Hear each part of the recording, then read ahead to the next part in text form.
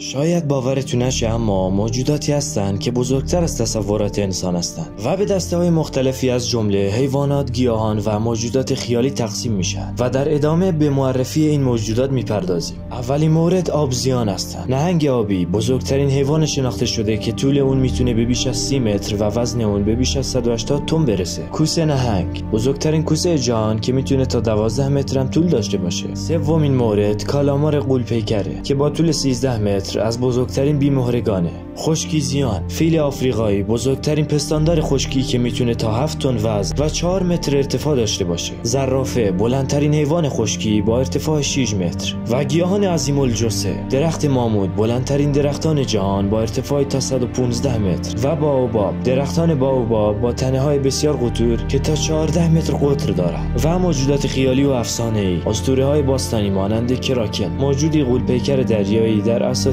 اسکاندیناوی که میتونست کشتی‌ها رو غرق کنه، و هایدرا موجودی با چندین سر در اساطیر یونانی که هر سر بریده شدهش دوباره رشد میکرد. و مفاهیم و موجودات علمی تخیلی. موجودات بیگانه در داستان‌های علمی تخیلی موجوداتی توصیف میشن که در سیارات دیگر زندگی میکنن و از نظر ابعاد و توانایی‌ها بسیار فراتر از موجودات زمینی هستند. ربات‌های غول‌پیکر در بسیاری از داستان‌های علمی تخیلی و انیمه‌ها ربات‌هایی با ابعاد عظیم ترسیم میشن که میتونن کارهایی رو انجام میدن که از توانایی‌های فیزیکی انسان فراتره. موجودات میکروسکوپی با تاثیرات بزرگ، باکتری‌ها و ویروس‌ها. اگرچه این موجودات از لحاظ فیزیکی کوچیک هستند، اما تاثیر اونها بر جمعیت‌های بزرگ انسانی، حیوانی و گیاهی بسیار عظیمه. به عنوان مثال ویروس‌های همه‌گیر مانند کرونا میتونن تاثیرات جهانی داشته باشند. و موجودات در کیهان، ستارگان و سیاه‌چاله‌ها. اگرچه اینا به عنوان موجود در نظر گرفته نمیشن، اما میتونن در چارچوب کیهانی به عنوان موجودات عظیم با نیروها و ویژگی‌های فراتر از تصور انسان تلقی بشن.